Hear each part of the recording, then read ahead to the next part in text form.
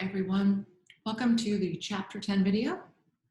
This chapter will be presented in two parts. So there'll be a Chapter 10 Part 1 and a Chapter 10 Part 2.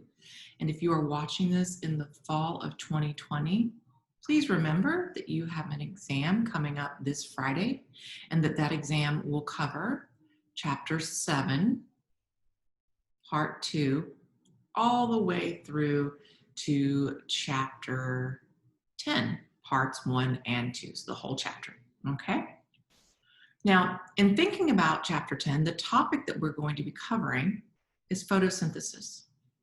And this topic is much like cellular respiration, pretty detailed and involved, but if you understand the information for cellular respiration, then you're going to be in great shape for understanding photosynthesis. So if you find that you are struggling with Chapter 9, my recommendation to you is to go back, review that material, make sure that you have that really well understood, and then move on to Chapter 10. That will make your life much, much easier. Now let's think about where we were in Chapter 9. We were studying two processes, cellular respiration, and then also the process of fermentation at the very end of the chapter.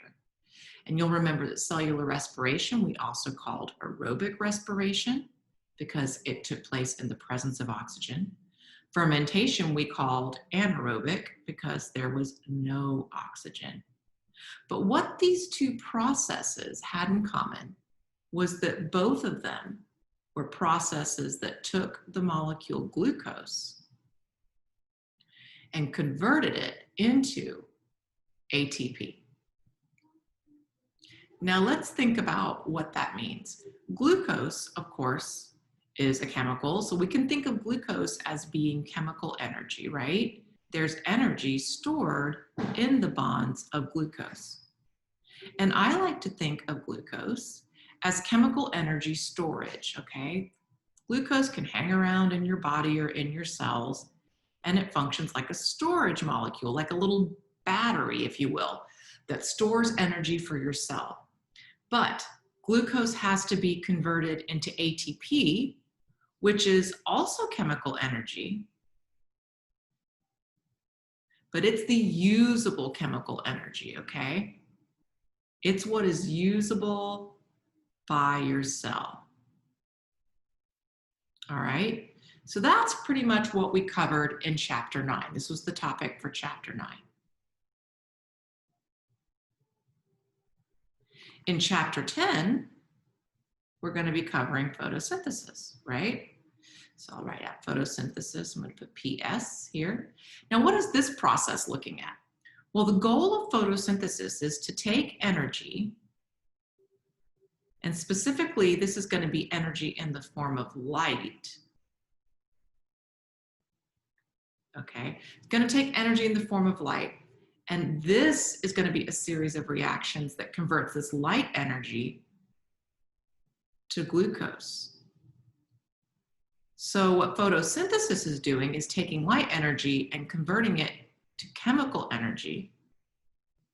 Now, why would we need to do that? Well, as I said before, we can store the energy in glucose, right?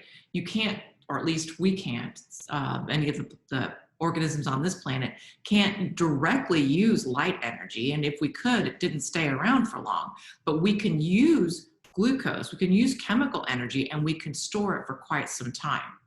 So what photosynthesis is really doing is it's kind of the step before this step. We're actually kind of taking a step backwards when we study photosynthesis. This is where the glucose for this process comes from, okay? Now let's look at these two processes a little more closely. Let's look at a chemical equation for cellular respiration. So let's see here, C6, H12, O6 is glucose, isn't it?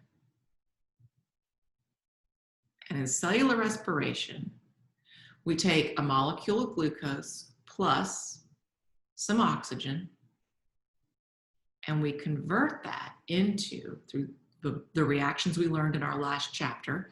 We convert that into some carbon dioxide, some water,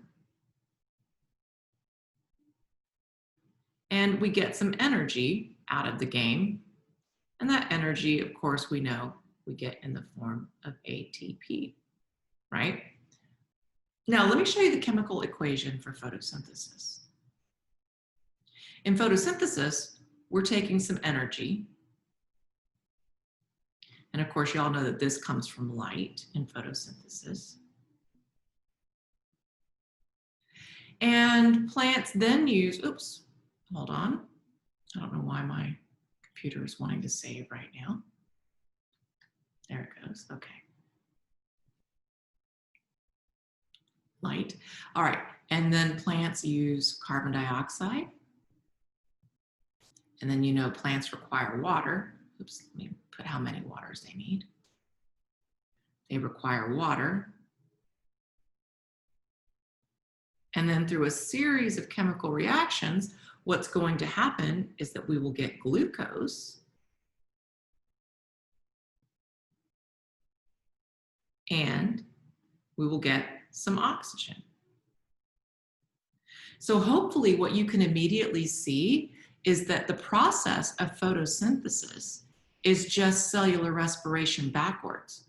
Or you could say that the other way. You could say that cellular respiration is just the process of photosynthesis backwards. Now let's think about what kind of organisms perform photosynthesis, okay? So the kind of organisms that perform this are going to be plants, multicellular plants, algae, which can be unicellular or multicellular. And then you have some bacteria types, like for example, there's one called cyanobacteria that can also perform photosynthesis. And we call these group of organisms collectively autotrophs. So organisms that are capable of undergoing photosynthesis are called autotrophs. There's actually another type of autotroph that can undergo something called chemosynthesis, but we're not going to be talking about that today. So autotroph, if you think about it, it's a word that defines itself. The prefix auto means self, and the suffix troph means feeding. So autotrophs are self-feeders. They are organisms that can harness the energy of light and turn it into food in the form of glucose, okay? Now, cellular respiration is performed by a group of organisms called heterotrophs.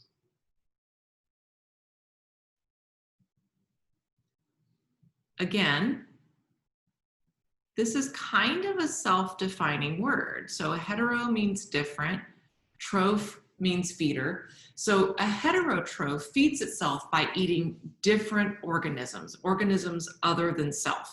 So for example, animals are heterotrophs because we must eat plants or other animals in order to live, in order to get our energy. Many bacteria are heterotrophs because they have to break down other organisms. Fungi are often heterotrophs. They break down like old wood or decaying matter in order to get energy, all right?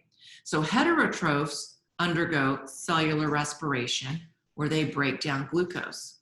But a question that's frequently missed on many of my exams is that autotrophs also undergo cellular respiration. Now, what do I mean by this? Let's think about it. So as heterotrophs, we can't make our own glucose. We have to get it from somewhere else. And we take that glucose and we turn it into energy in the form of ATP. Plants can harness the energy of light and they can turn it into glucose. But remember that that glucose is just a storage molecule. It's just a way of storing energy. In order to do the work for their cells, they still have to exchange that glucose for ATP. So both autotrophs and heterotrophs undergo cellular respiration, but only autotrophs do photosynthesis, okay? Now, chemically, one thing that I did want to point out as well is that when we go from glucose to carbon dioxide, the carbons in glucose eventually become the carbons in carbon dioxide. Let's remember a little bit about oxidation reduction reactions. And I'm going to write the words oil rig up here in the corner. Oxidation is loss of electrons. Reduction is gain of electrons. And sometimes it's easy to keep track of electrons by following the hydrogens, right? Because electrons don't typically travel alone. So if we follow the hydrogens, then we can sort of see where the electrons are going in most biological chemical reactions. So in this case, glucose going to carbon dioxide, glucose loses hydrogens, doesn't it? So here's the hydrogens. They are lost here. Oxidation is lost. So we say that glucose is oxidized. And this makes good sense because if you remember from previous chapters, I told you that oxidation reactions typically give off energy. And if we want to be super fancy about it and use the vocabulary from chapter 8, these are exergonic reactions that give off energy, okay? So you can see here that we're getting energy out of this. Now let's contrast that with photosynthesis. In photosynthesis, we're taking carbons from carbon dioxide and we're combining them with some hydrogens to form glucose. Notice we gained hydrogens here. So here, carbon dioxide is being reduced, right? Reduction reactions often need an input of energy. So let's put energy input. And you can see that that's what's happening here. Light energy is being input to this reaction. And if we want to be super fancy about it, then we would use our vocabulary from chapter 8. We would say that this is an endergonic reaction.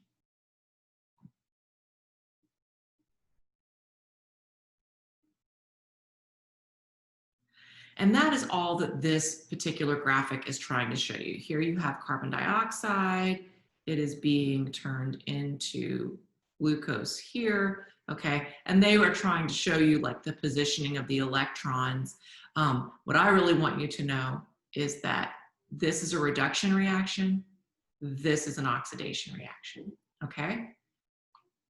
Now, let's think about photosynthesis and do that thing that I did with cellular respiration where we kind of take a bird's eye view of what's happening. We're going to look at the processes kind of in their overall concept, and then we'll dig into the details of each reaction.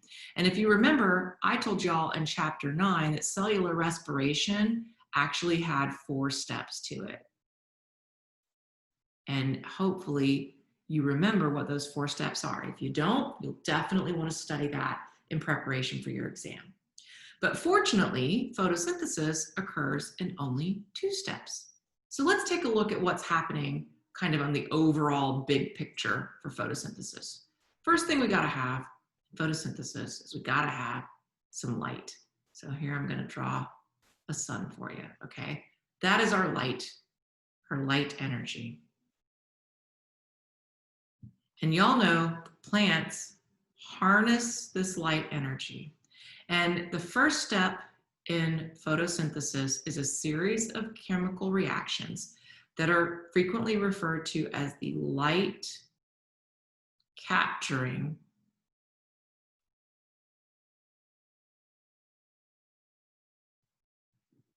reactions, okay? Or sometimes the light dependent reactions. So in the first step of photosynthesis, what is happening is plants take light and they use a few other ingredients as well. Plants are going to use water in this first step. They're also going to use ADP so diphosphate, adenosine diphosphate, plus some phosphate groups. And they're going to use a molecule called NADP. Now, hopefully you remember that in cellular respiration, we used a molecule called NAD, and we turned it into NADH. And that became for us a high energy electron carrier. And we used that to do some work in the process of cellular respiration. Well, we're going to do a very similar thing in photosynthesis. This is a very similar molecule. It just has an additional phosphate group added. And the way that I always remember is that NADP is in photosynthesis, but NAD is in cellular respiration. So step one of photosynthesis takes light. It takes these three ingredients here, and at the end of it, it's going to give off some things. It's going to give off oxygen, and plants just get rid of that. You guys probably know plants give off oxygen. It's going to take the light energy and it's going to use ADP plus phosphate to form some ATP. And this first step of photosynthesis is going to use the light energy to take NADP and form a molecule called NADPH. This is an electron carrier. Now, the thing that I hope that you're noticing is that this gets given off as waste by the plant, okay, which is fortunate for us because we need it, right? We need that oxygen. But these two molecules here have a lot of energy associated with them, and they can be used by cells to do energy work, to do like chemical reaction work, and that's exactly what's going to happen in the second step of photosynthesis. In the next step, what's going to happen is the ATP and the high energy electron carrier from step one, they're going to be used as the energy sources to drive step two. Step two is called the Calvin cycle, named after the individual who described it. And it's a cycle kind of like the Krebs cycle, where it's going to kind of repeat itself over and over. But the basic concept of the Calvin cycle is that the plant takes in carbon dioxide and it uses the carbons from carbon dioxide via chemical reactions in the Calvin cycle to make sugar molecules. And actually what it does is it makes 3 carbon sugars that we can then link together. We can link 2 of these together to make the 6 carbon sugar glucose, right?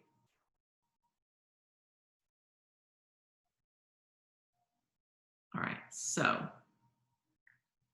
this is step 2. So let's kind of go back over this. Photosynthesis happens in 2 steps. The first step uses light from the sun, as well as these ingredients here, to form these products: oxygen, which is just a waste product, and ATP and NADPH, which are high energy molecules. These high energy molecules are then used in the second step, which is called the Calvin cycle. The Calvin cycle uses the energy from these molecules here to take the carbons from carbon dioxide and combine them together to form sugars that will ultimately become glucose. Okay, so that's the bird's eye overview. What we're going to do next is think about how plants are able to harness light. How can plants use light energy to accomplish any of this? And in order to understand that, we need to understand the organelle where photosynthesis happens. Photosynthesis happens in organelles called chloroplasts.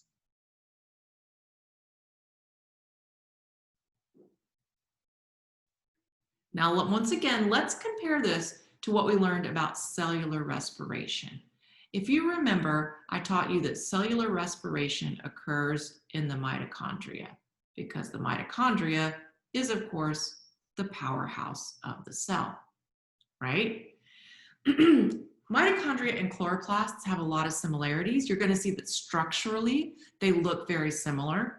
And we actually believe that both of them became part of eukaryotic cells through an endosymbiotic relationship. So hopefully you remember a little bit about the endosymbiotic theory from chapter 7. And if you don't, you can review that because it will be on this exam. So in thinking about a chloroplast, remember, they're just one organelle within a plant cell. So I'm going to draw a little square here for a plant cell because remember, plant cells have cell walls. And here's my nucleus. And you might have a whole bunch of other organelles in here, but chloroplasts would be, inside this cell. And it turns out that in a typical leaf cell that's photosynthesizing, you have somewhere usually in the ballpark of 10 to 50 chloroplasts per cell. So let's blow up one of these and draw a picture. So let me draw sort of a little oval here. Chloroplasts have an outer membrane. And remember, whenever I draw a single line to represent a membrane, I really mean a phospholipid bilayer. So if I were drawing this super accurately, I would draw this with a phospholipid bilayer going all the way around. But of course, that would take forever. So I'm not going to do that. This individual line represents one phospholipid bilayer. And then just like mitochondria, chloroplasts have an inner membrane as well. Okay, let me draw that in. And this is, again, another phospholipid bilayer. Sorry, my pen keeps picking up. So just like mitochondria, we have an outer membrane and an inner membrane. Now, inside the chloroplast is a fluid that's kind of like the cytosol, and the fluid inside the chloroplast is called the stroma. And then within the chloroplast, if you cross-sectioned one, you would see these structures that look something like this.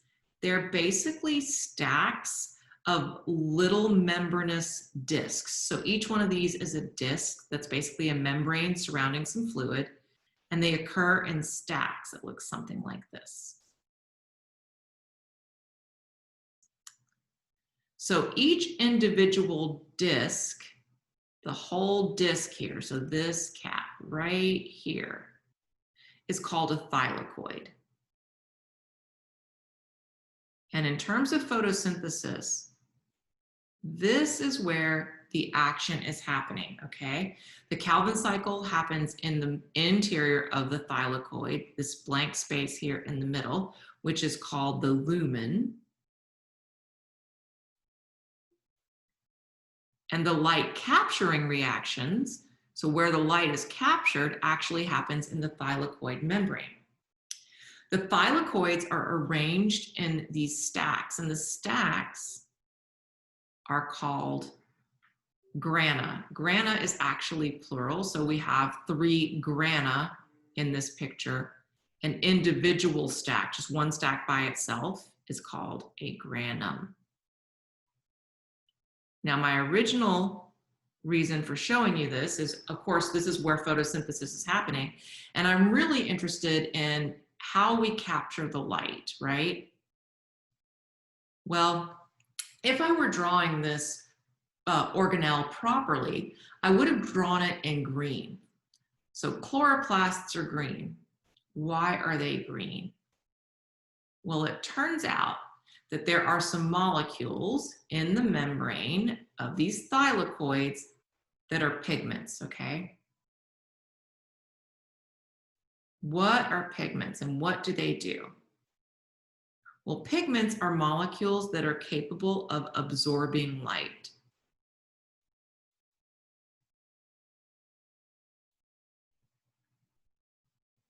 Okay, so the reason that chloroplasts are able to harness light energy and capture light energy is because they have these pigments embedded in the membrane of these thylakoid discs, and these pigments are capable of absorbing light. And you probably know that the number one pigment in a chloroplast is called chlorophyll. And it is the chlorophyll pigment that actually gives the chloroplasts their green color. And it is the presence of a whole bunch of chloroplasts that makes the cells look green, okay? Now let's think about these pigments a little more closely and how it is that they're able to capture light energy. All right, so I told you that, first of all, let's look at this here diagram. So here we have a typical leaf cell, or sorry, typical leaf, and then it's kind of magnified, and these are individual leaf cells. And each of these little green dots represents a chloroplast, okay? If we magnify one of these chloroplasts, like they've done here, and they've done a little cross section, you can see that it looks just like the little sketch we just did. You have an outer membrane, you have an inner membrane, so outer and inner, and then on the inside, you can see that you have a series of flattened membranous discs. So here you've got a close-up on one. This is the stroma here. So it's kind of like the cytosol of the chloroplast. And then this stack of discs is called a granum, singular. If you had a bunch, it would be grana. And each individual flattened disc or flattened sac is called a thylakoid. Now, I just told you that the reason that these are green is because embedded in these thylakoid membranes is some pigments. And there's a couple pigments I want to talk about. The number one pigment that you need to know about is chlorophyll. Chlorophyll is actually occurs in two types. There's chlorophyll A and there's chlorophyll B. And as I told you, pigments are molecules that are capable of absorbing light. So chlorophyll absorbs light in the red and blue wavelengths. So that's what it absorbs. What it does not absorb, let's put does not,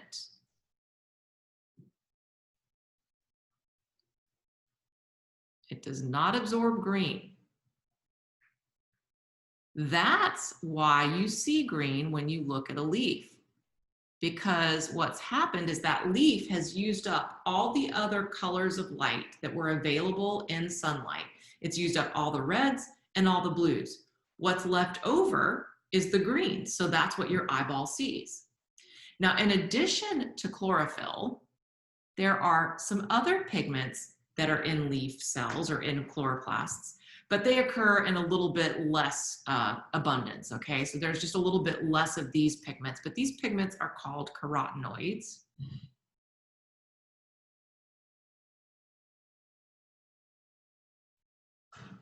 And specifically, these carotenoids come in a couple flavors: carotenes,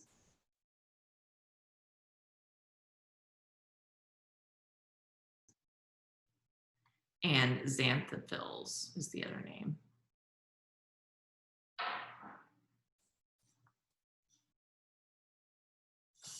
Now, the deal with these carotenoids is that they are able to absorb blue and green light.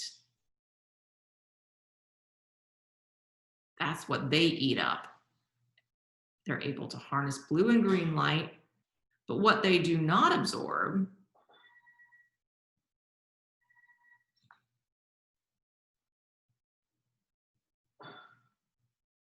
they don't absorb red or yellow. Oops, how about if I spell yellow right?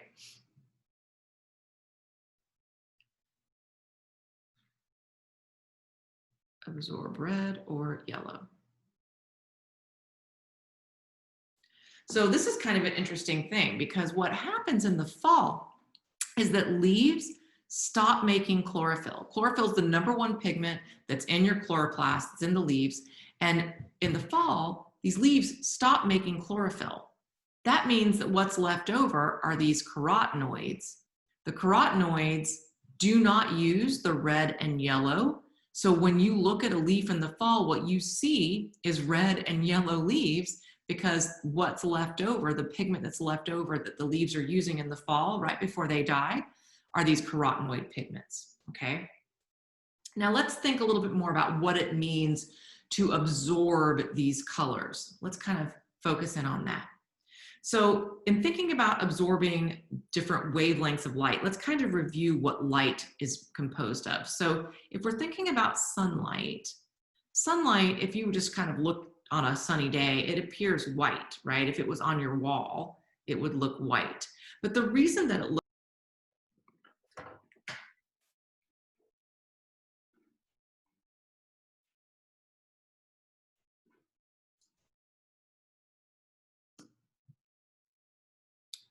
Okay, sorry about that. The internet kicked me off of Zoom. Let's pick back up. So we were discussing the fact that sunlight appears to be white because it's really a mixture of all of these different shades of light all together. And that when you mix these all up, it appears white. Now, in thinking about light, it's going to be useful for us to understand how physicists define light. So they say that light travels in particles and that these particles are called photons. So these photons travel in a wave-like fashion. And the shape of their wave path determines how much energy these photons have. Here's what I mean.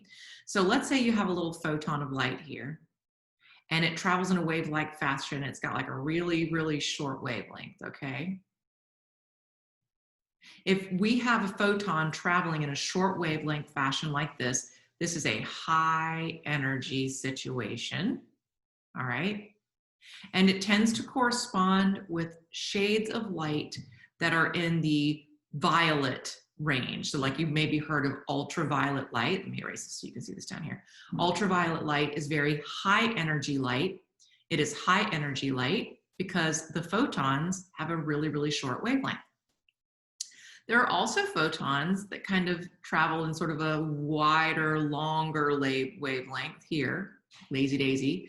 And these are a lower energy situation. These light particles correspond to light that you would see in the red spectrum. Maybe you've heard of infrared light. Infrared light is very low energy light. And if you're trying to remember the colors of light, it's useful to remember the acronym Roy G. Biv. These are the colors of light. And so it stands for red, orange, yellow, green, blue, indigo, and violet. Now, unfortunately, this is backwards from what we have here, right? So violet, and then indigo, and then blue, green, yellow, orange, and red, okay? So in thinking about what's happening with our pigments, let's look here on our little diagram. And what I was telling you is that if we're talking about chlorophyll, which is the #1 most common pigment that we find in leaves, chlorophyll absorbs this light, and chlorophyll absorbs this light. And what's left over for your eye to see is this light that's in the green range, okay? If we're talking about carotenoids, the ones that we see in the fall, they absorb this light here in the blue and purple region. So they're eating up that light. And they absorb this light here in the green region. And what's left over is this stuff here, okay? So pigments are specific. Let's put that down. Pigments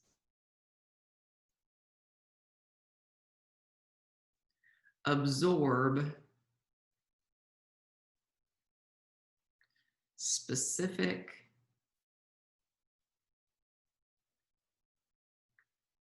wavelengths of light. Okay, so we saw that chlorophyll absorbs specific wavelengths of light. We saw that the carotenoids absorb specific wavelengths of light. Now, when biologists began studying plants, we knew that they were using light to drive their chemical reactions. And we also knew that light came in a variety of colors. We knew that pigments absorbed certain lights. But what we didn't know is what light wavelengths, let's put what wavelengths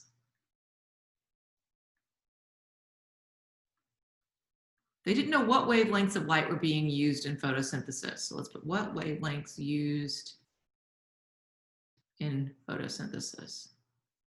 So this is a really elegant experiment that one researcher did. And what they did was they took what's called a filamentous algae. So it's basically an algae that's a series of cells lined up one after the other, after the other, after the other. So what you have is a line of photosynthesizing cells. Then what this researcher did is he shone a light down on these guys, but he used a prism to separate the light into its different wavelengths. So that means that at one end you would have your blue light, and at the other end you'd have your red, and all the colors in between.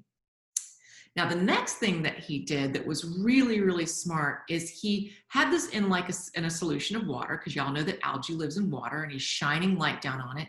And to this water, he added some bacteria that love oxygen.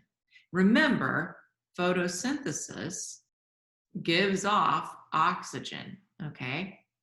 So he added some bacteria to this water that loved oxygen, and he then looked to see where the bacteria clustered. And what he found was that the bacteria that loved oxygen, they clustered here in the blue and here in the red region, and he didn't find hardly any bacteria in the green region. So if photosynthesis is giving off oxygen, what that means is that these oxygen-loving bacteria were clustering where photosynthesis was occurring, okay? So he was using oxygen production as a way to measure photosynthesis. He's shown these different colors of light on this algae to see where the bacteria went. And by doing this, he figured out that the pigments involved in photosynthesis were those absorbing at this end and at this end of the light spectrum. Pretty cool stuff. If you can explain this experiment, then you know what's up. So make sure that you take a look at this experiment. Now let's look at our chlorophylls and our carotenoids one more time. And what we're going to do is we're going to look at it on a graph where our x-axis is the wavelength of light. And remember that the shorter the wavelength, the higher the energy. So this is actually going from high energy to low energy, okay? We're going from the violet or blue end of the spectrum to the red end of the spectrum. On this axis, we're going to measure oxygen produced. Remember that oxygen produced is a way for us to measure photosynthesis, because photosynthesis gives off oxygen. So the more oxygen produced, the more photosynthesis is happening. And then these lines that you're seeing here, these are actually called, together they make up what's called the action spectrum. So this is basically a snapshot of all of the light absorption happening in photosynthesis. So the action spectrum is the spectrum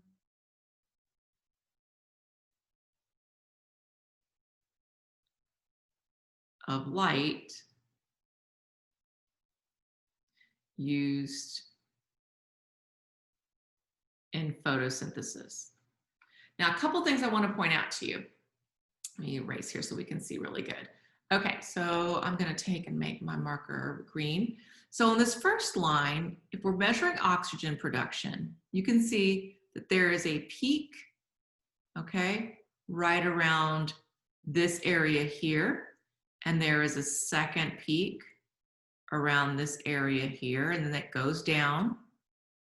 And then we have a peak here and a peak here. And what we found is that these peaks correspond to the two different types of chlorophylls. So this peak and this peak here and this peak here, okay? So these peaks all correspond to the different types of chlorophylls that are present in the chloroplast, chlorophyll A and chlorophyll B. If we follow the orange line, which is our carotenoids, you can see that they're absorbing light or producing oxygen in these areas here, okay? So this corresponds to our carotenoids. So this is kind of another way to look at this. And I bring this up because you will be looking at action spectrums in one of your labs if you are enrolled in Biology 115, okay? All right, so we now understand that pigments are the reason that we can absorb light for photosynthesis. But we still don't really know what it means to absorb light, do we? How do you absorb a photon of light? How in the world are pigments able to accomplish that and use that to drive the chemical reactions in photosynthesis? And so that's the last topic I want to talk about in this first lecture. So what's the big deal with pigments? Or another way of saying this is, how do pigments absorb light energy? How do pigments absorb light energy? And the answer has everything to do with electrons. So we've seen that electrons can have a lot of energy. Remember, we had those high energy electron carriers?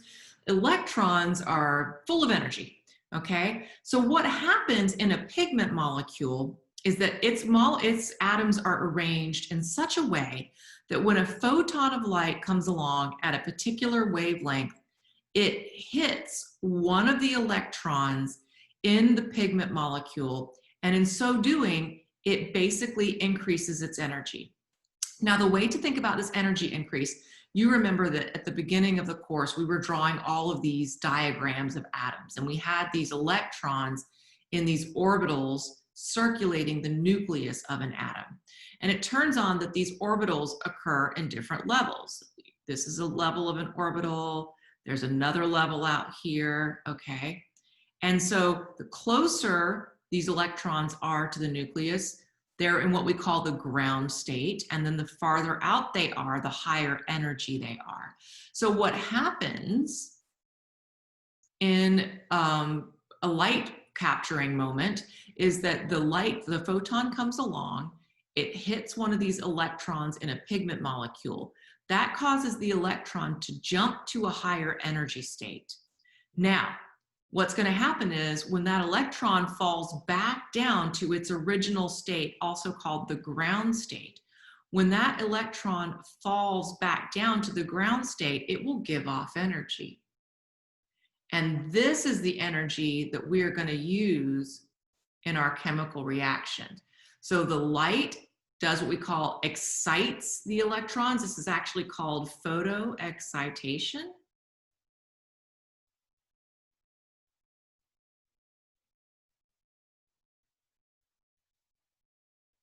So the light comes along and it excites the electron to a higher energy level.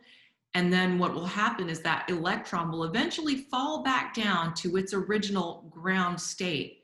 And when it does, it gives off energy. Now let's look at what's happening in chlorophyll. If you have a high energy photon, remember that chlorophyll absorbs high energy photons here, and it absorbs low energy photons here. If you have a high energy photon that hits a chlorophyll molecule, it excites the electrons in that molecule, not just up one level, but up two levels. So in my little diagram here, that would be like if I had a second level out here. If we had a high energy photon, it would go not just to the next one, but it would go jump from 1 to 2, okay? That's what happens here in chlorophyll.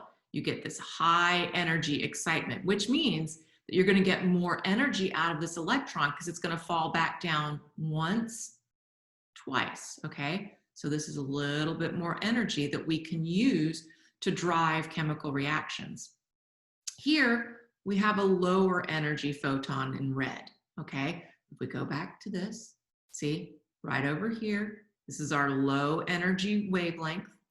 So if you have a red wavelength photon hit a molecule of chlorophyll, it still excites an electron, but it only goes up one level, sort of like what you see here. So when this falls back down to the ground state, it's only falling once, and so it's still going to give off energy, but it's going to give off a little bit less energy. Now, let's look at what happens when these excited electrons start to fall back down. I mentioned that when they fall down, they give off energy. What happens to that energy? Well, that energy can be given off as light, so it can do what we call fluoresce, in other words, glow. That's what happens when you have glow-in-the-dark clothing. The electrons in that clothing become excited via photoexcitation. Then you turn out the lights, those electrons start falling back down, and when they do, they give off light energy called fluorescence, okay? When the electrons fall back down, they can do this, or they can give off heat energy, okay? Another thing that these electrons that fall back down can do is that they can kind of share energy, kind of like if you were in the stands at a football game and you started doing the wave. So essentially, this electron would become photoexcited, and then it would fall back down, and it would excite an electron here that would fall back down and excite an electron here and here, until eventually it makes it to a center region called the reaction center.